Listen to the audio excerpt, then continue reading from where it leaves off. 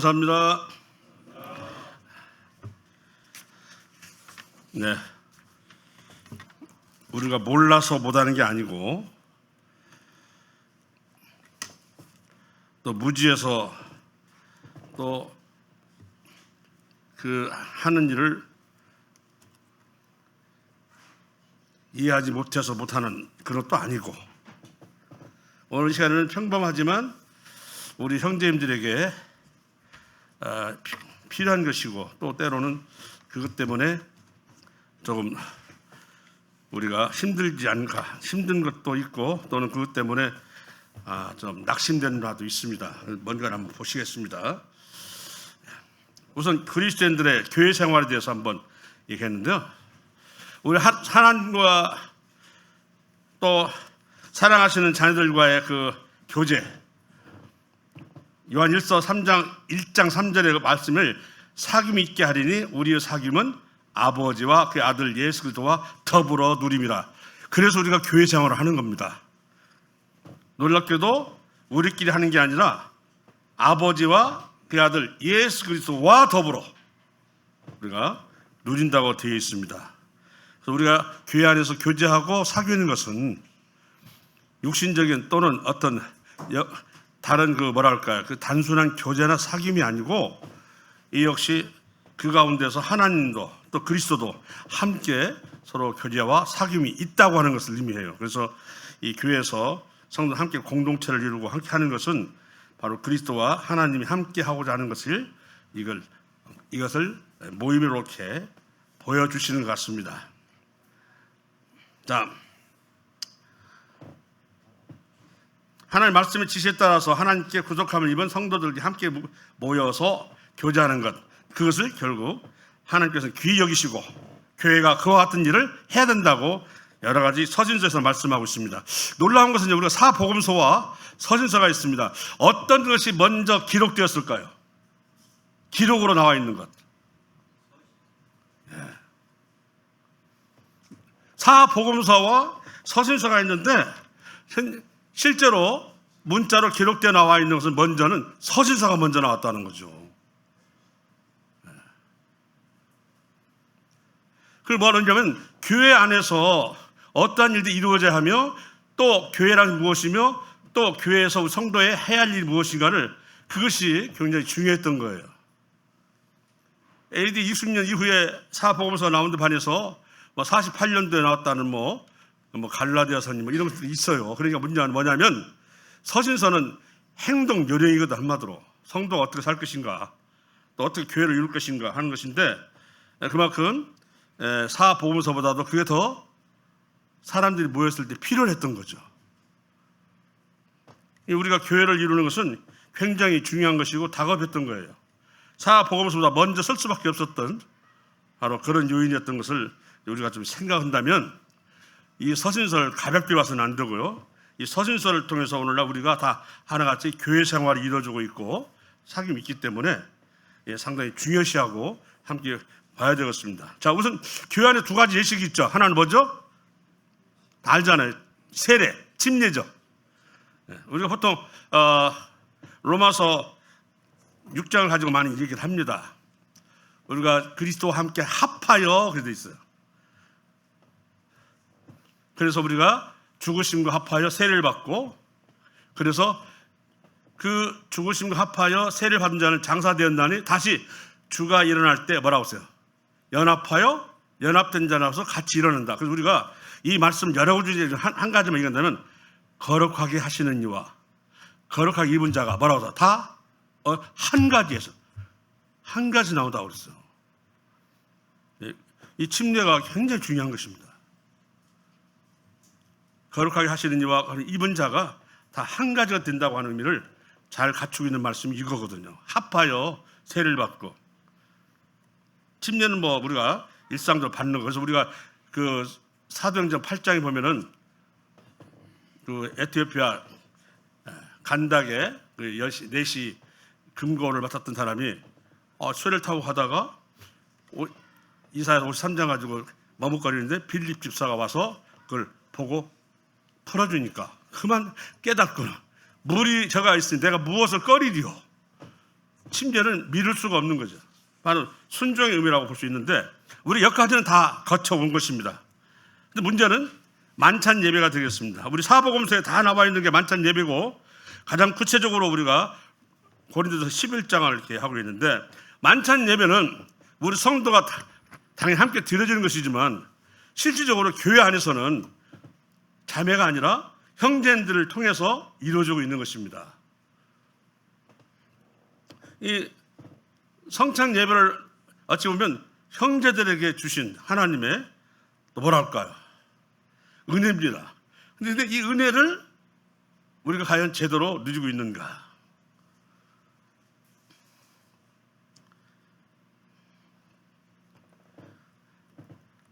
주님을 섬기는 것이 우선입니까? 예배를 드리는 것이 우선입니까? 예배를 드리는 우선이라고 말씀하고 있습니다. 그런데 섬기는 것 때문에 예배를 등한히해요.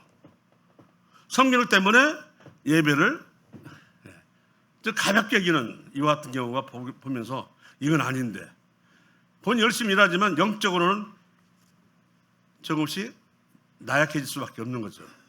예배가 성경보다 앞선다고 하는 것을 기억해 주시고 우리가 그 사도행전 20회에 나오지만 떡을 떼려고 모였다고 얘기 나올 정도로 이 지금 예배를 드리기 무슨 뭐 간식 먹으러 나왔다 그 말은 아니잖아요.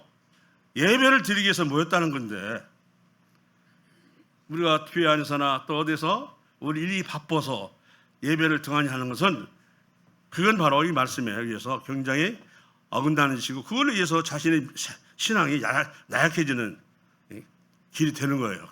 더군다나 교회 안에서는 우리 성제들이 입을 열어서 고백하고 또 감사를 하는 이걸 통해서 하나님 받으시는데 그리고 구원받을 때 마찬가지 마음으로 믿어 의에 이루고 입으로 뭐라고 했어요? 신앙을 구원해. 이 감사기도 마찬가지예요.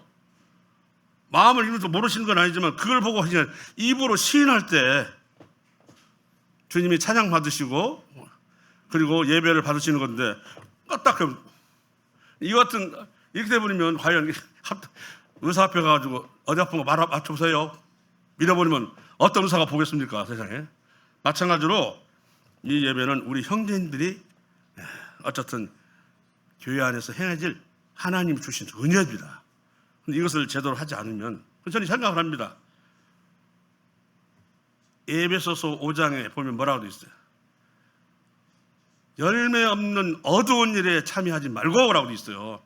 이 열매가 없다고 하는 것은 열심히 뭐라고 하고 있는데 정작 하나님의 일에 또 하나님의 영광에 하나님을 찬양하는 전혀 열매가 맺어지지 않는 다른 일에 하다 보니까 예배도 등한히 되고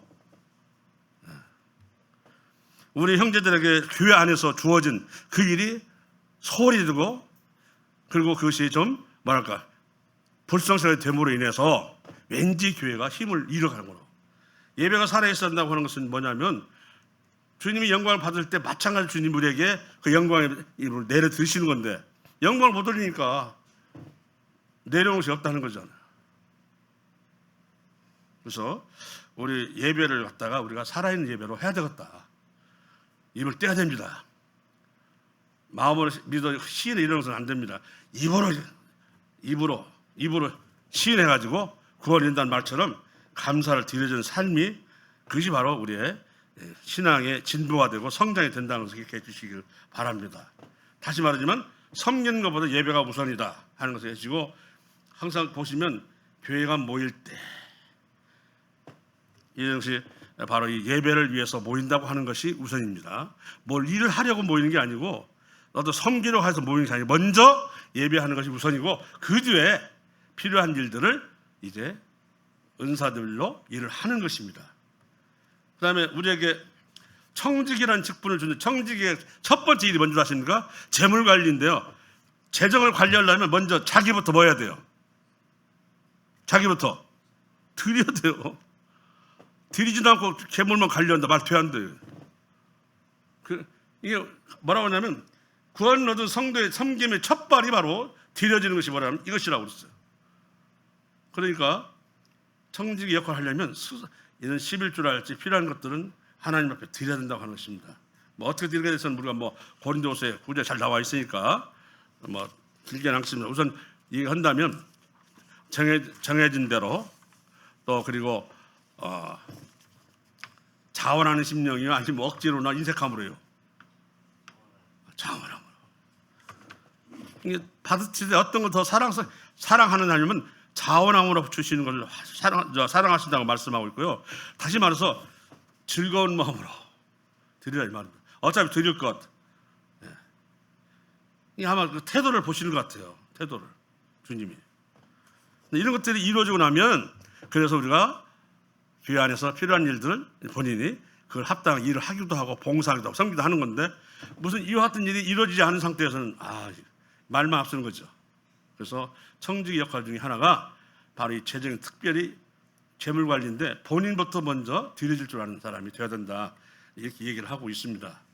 자, 그리고 교회에서 우리가 중요한 것이 뭐냐면 집회에 참여하는입니다. 디모데전서 2장 8절에 20분까지 해야 되죠? 내가 시간 때문에 지금 쫓긴가 싶어서 지금 시간 많네. 보시겠습니다. 자, 디모데전서 2장 8절이요.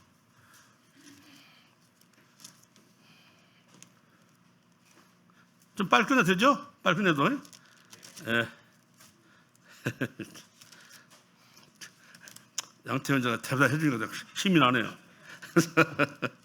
2장 8절. 자, 다 같이 읽을까? 시작. 그러므로 각 처에서 남자들이 분노와 다툼이 없이 거룩한 손을 들어 기도하기를 원하노라. 오늘날에는 기도하지 않으면 안 된다. 저는 늘 얘기하지만 기도하지 않는 다수보다는 기도하는 한 사람이 하나님의 더 기대가 크다. 이런 얘기를 했잖아요. 지금은 많은 사람이 함께 기도하는 시대가 아닙니다. 하나님은 몇 사람이 기도할지라도 그 기도를 들으시고 움직이는 시대가 되고 있어요. 지금 시대는 옛날처럼 많은 사람이 함께 주님의 성호를 통해서 기도하고 얼마나 좋아요. 지금은 그런 시대가 아니어서 몇 사람의 그런 신실한 기도에서 하나님 움직이신다고 얘기를 합니다. 왜? 전혀 기도하지 않는 사람은 그걸 바라볼 수 없지만 기도하는 한두 사람이라도 그 기도가 진실할 때 하나님께서 역사하신다고 얘기를 하는 시대에 살고 있습니다. 많은 사람이 다 함께 기도하지 않기 때문에 하는 얘기죠. 그래서 우리 주님의 마태복음 21장 13절에 하신 말씀이 있어요. 내 집은 뭐하는 집이다. 장사하거나 하지 마라. 내 집은 바로 기도하는 집이라고 말씀하고 있었던 거예요. 원래 성전은 기도하는 집이다. 하나님과 기도를 통해서 서로 하나님과 서로 관계를 이어가는 것입니다. 이렇게 얘기했고요. 또 번제와 희생을 나의 제단에서 기꺼이 받게 되리니 이는 내 집은 만민이 기도하는 집이라. 일컬음이 되리라.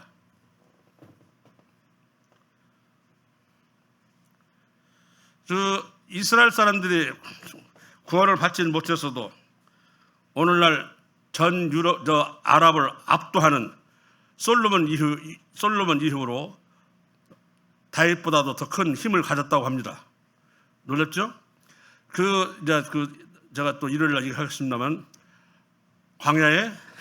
이 상막 황야에 꽃이 피리라 하는 것도 보면은 벌써 그 광야를 잘 개발을 해가지고서 꽃을 심어서 42개국에 꽃을 수출하는 나라가 바로 이스라엘이에요. 저는 그게 천지만국 때 있는 일이 아니라 그 나라가 세워져 가지고 이제 하나님의 시간이 그로 인하여 이루어져 가는 그 시대를 또 한 번 맞이한 지금이 바로 이스라엘 사람들이 지금 저렇게 아랍을 완벽하게 압도하는 나라가 전혀 있었느냐? 그렇지 못했어요. 지금이 오히려 솔로몬보다도 다윗보다 더 힘 있는 나라가 이스라엘이에요. 좀 이해하시죠? 옛날 압소르의 애굽을 그렇게 솔로몬 눌렀다고 말 안 돼요. 지금 못 눌러요. 근데 지금 눌러야 안 눌러요? 눌러요, 지금. 저는 꽃이 피나 이거 같은 거, 황무지가 이제 거기에서 곡식이 자라서 어찌 무성해지는 이 말 들으면서 깜짝 놀라서 알고 봤더니 지금 이러고 있더라고요, 여기 지금. 천년왕국 때 얘기하지만 실은 이스라엘이 이미 그 아랍을 거의 다 제패할 정도로 능력 있고 힘 있고 또 살기도 잘 살고 그러면서 300만이 모여서 지금 900만이 이루어지고 있습니다. 10년 동안 러시아에서 100만이 왔고요. 계속 넘어오는데 문제는 그것이 구원에 이르지 못하면 기도를 열심히 하는 거예요. 기도하는 사람이 30%요. 한 가정에 30% 기도하면 그건 하나님 뜻이 오늘날 이스라엘 저 정도 살고 솔로몬 이후로 최고의 그런 번영을 누리고 있는 것은 뭐냐면 바로 기도하기 때문이 돼요. 이런 얘기는 처음 듣죠. 마치 오늘날 이스라엘은 쪼그리 박자가 생겼죠. 아니요. 이미 그 나와 있는 이사야서나 예레미야를 보면은 그때는 이미 황폐해진 때인데 황폐해진 속에서 꽃이 피어서 또는 황폐한 땅에서 곡식이 풍성하리라 이런 얘기를 듣는 게 이게 뭐지 했는데 지금 그래요. 이스라엘 갖다가 무슨 나라냐 하면 농업국가라고 해야 되냐 공업국가를 해야 되냐 할 때 농업을 얘기를 한다. 이 성경 말씀이 오늘날의 이스라엘을 또 한 번 일으킨 것입니다. 잘못 알고 있는 것인데 여러분들이 지금 이스라엘은 최고의 반면에 사단도 최고로 움직이기 때문에 박터지게 싸우는 거죠. 과연 지금 옛날에 솔로몬이 그렇게 힘이 있어도 저 압수리 쪽이라니 이들이 애굽 쪽 누르지는 못했어요. 지금 누르잖아요. 나쉽게도 그리스도를 배척했기 때문에 구원을 못 받, 90몇 %는 구원을 못 받고 지옥 간다 이런 얘기 나올 정도로 참 험하긴 합니다만, 자 이렇게라도 이스라엘 이 정도 되느냐면 기도하는 사람이 있었기 때문에 그래서 사막이 목토가 되고 그리고 전혀 피해를 같은 땅에 꽃이 피고 수출하고 그리고 그 지역을 제패하고 이렇게 되는 것은 기도하는 사람이다.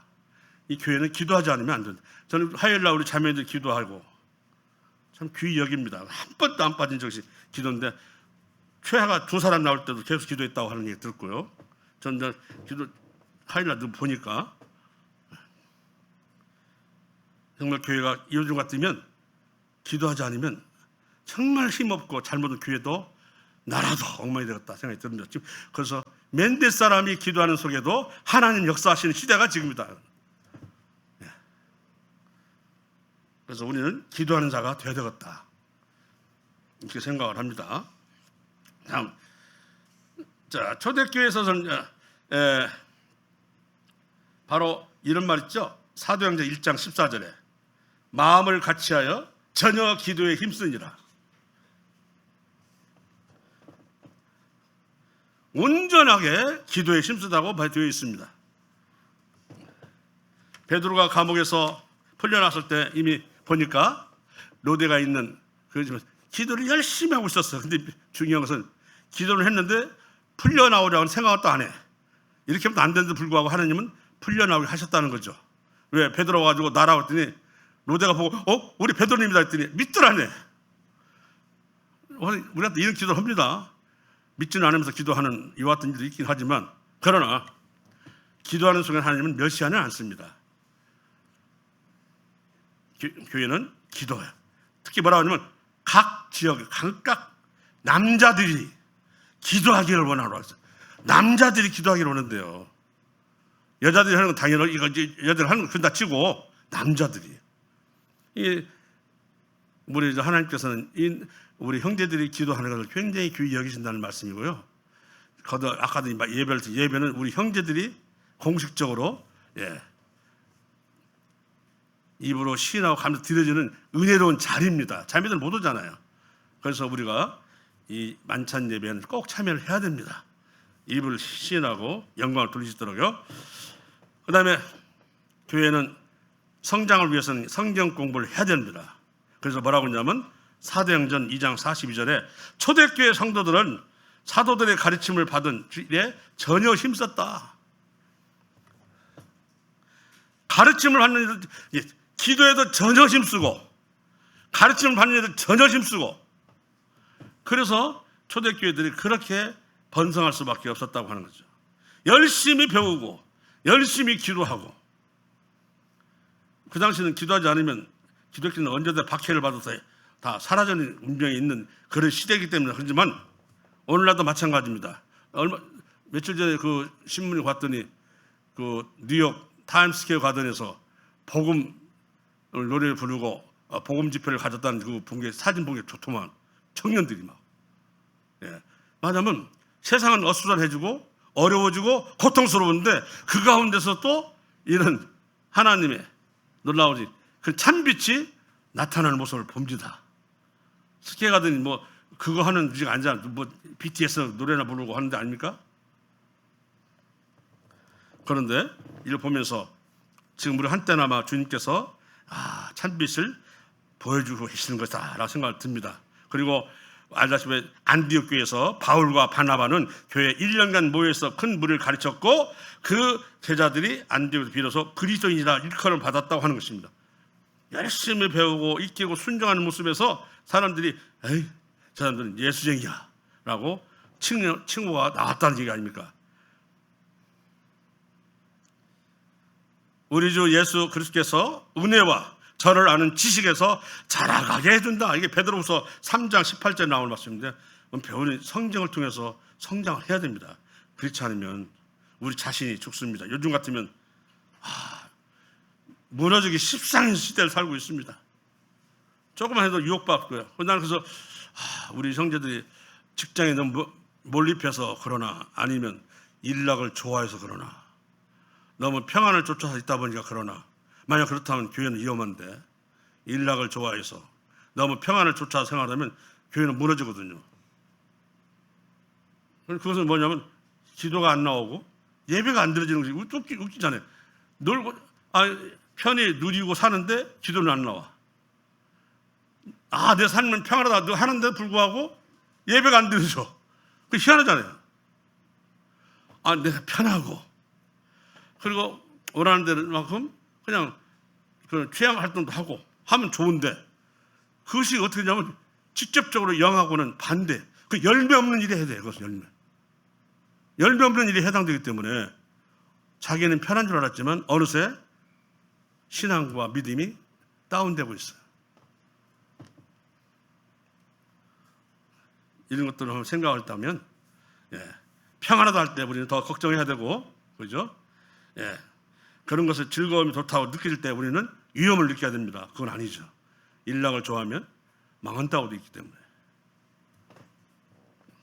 그래서 이 예배 시간에 예배가 살아있는 그런 일에서는 우리 형제님들 좀 힘을 냈으면 좋겠다고요. 그러기 위해서는 좀 열매가 있는 일에 시간을 내서 이 뭐겠습니까? 기도한다거나 성도를 찾아간다거나 저는 교회를 나가지 않을 테니까 오지 마세요 했는데 그러다 한 3주 있다가 어제 한번 가봤거든요. 전화했는데 4살밖에 안 썼고 갔더니 실토를 해. 제가 아들이 결혼을 못 해가지고 내가 참 결혼 얘기만 나오면 속상해서 안 나갔는데 우리 옆사람 우리 아내는 나가라고 해줬다고 하면서 저도 교회 안 나가니까 저도 힘들어요. 오지 말라고 해놓고는 또 그렇게 얘기를 하더라고요. 우리나라 사람은 두 번까지는 다짐을 해야 돼. 밥 먹었어 하면 그걸 끝나면 안 돼요. 내가 그냥 밥 먹었다 해서 다시는 안 거는 해? 이러면 안 되는 게 두 번 해야 돼.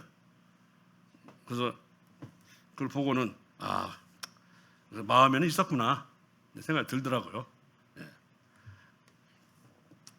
자, 그 다음에 섬기는 일입니다. 어떤 우리가 섬기는 일을 많은 영적 열매를 맺을 수 있는 일 중에 하나 섬김인데요. 공궤라는 게 있어요. 공궤는 보통 섬김, 봉사, 공궤란 말 있죠. 아시죠? 교회 공궤하다. 근데 공궤가 원뜻이 뭔지 아십니까? 도로가가 과부들이 옷을 지어주고 그래가지고 이렇게 공궤를 했는데 그래도 그가 죽으니까 과부들이 막 울었잖아요. 막 베드로가 오니까 막 이 옷도 그 자매가 해준 거 해주고 했는데 죽었으니 앞으로 우리는 어떻게 합니까? 그랬을 때 베드로가 기도하니까 다시 도로 살았는데 뜻이 뭐냐면 죽은 자도 살린다요. 이 섬김이 굉장하잖아요. 원뜻이 죽은 자도 살린다. 그러니 우리 안 섬길 수가 있습니까? 섬길 가운데서 사는 사람 있잖아요. 수냄 여인도 마찬가지잖아요. 우리 집 앞에 왔다 갔다 하는 그죠? 저 엘리사를 갖다가 에이 이왕이면 지나가면서 쉴 말라 했다고 집에다 방칸 마련해주고 책상 놔두고 그랬더니 이 집에 원하는 것이 무엇일까 했더니 남편은 나이 들어가지고 좀 자녀가 없는데 자녀가 필요하겠죠 했더니 그걸 자녀를 주었잖아요. 그러다가 또 자녀가 또 얼마큼 자라다가 또 갑자기 죽으니까 또 난리 나고 막 수냄여인 찾아가고 막 발 붙잡고는 왜 내가 달라고 하지도 않는 아들 주놓고는 왜 데려가십니까 하고 막 그러잖아요. 다시 또 엘리사가 와가지고 살리는 모습을 보면서 공개라고 하는 섬김은 죽은 자도 뭐 한다고요? 살린다야. 뭔 뜻이? 그러니 어떻게 안 섬기겠어요? 섬겨야죠. 지금 제가 말씀드리고 있는 것은 다 자매도 해당이 되겠지만 많은 부분은 우리 형제들에게 해당이 돼요. 예배를 드릴 때 입으로 시인하고 드려지는 감사와 고백은 문제랄지, 그리고 아까도 있잖아요. 각처에서 여자들이 기도하는, 남자들이 기도하기를 원한다고 하잖아요. 여자들 기도를 많이 하는 남자 않기 때문일 수도 있지만 그런 형제들이 하는 기도를 원하시는 거잖아요. 그래서 우리가 오늘 말씀드린 그런 예배에 즐겨 참여하는 것하고 청지기 직분을 다하기 위해서 먼저 내 것을 내놓을 줄 알아야 되고, 그 성장을 위해서는 바로 이 성경 공부를 해야 돼. 읽고 묵상하고 하는 것을 해야 되고, 그리고 교회를 섬기는 일에 우리가 힘을 다해야 되겠다.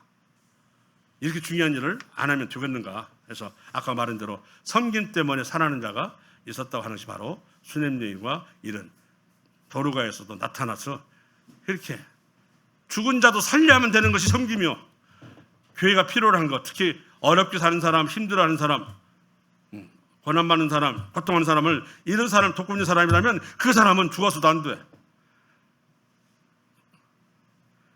많은 상금을 쌓고 주의 나라를 가야 돼요. 그러면 우리가 이 섬김에 대해서도 이제 해야 됩니다. 자, 말라기 3장 두 걸 읽고 끝냅시다. 말라기 3장.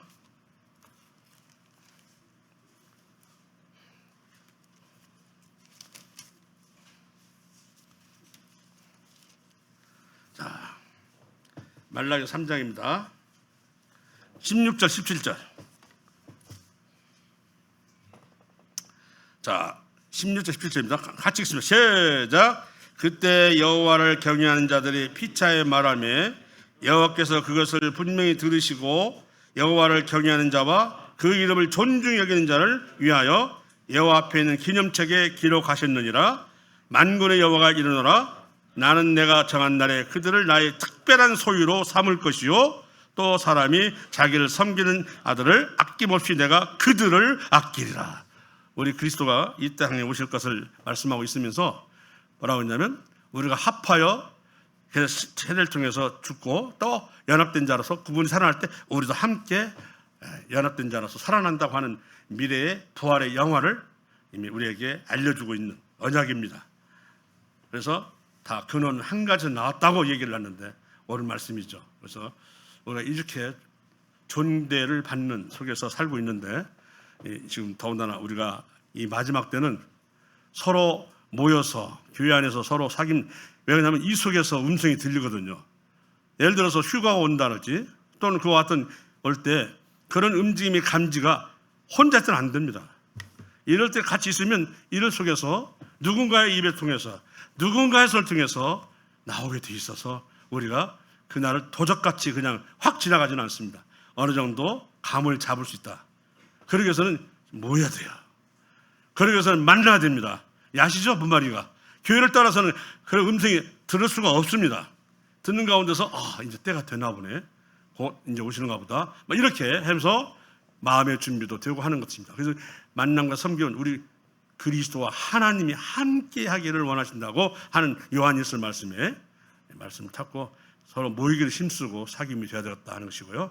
아까 말한 대로 너무 세상 일에 너무 즐거움을 누리고자 하는 것과 너무 평안을 주쳐버리면 도리어 우리의 신앙이 약해진다 하는 것을 생각하시고, 서로 깨어있기를 바라고 서로 권면해서 함께 서가기를 바랍니다. 이상입니다.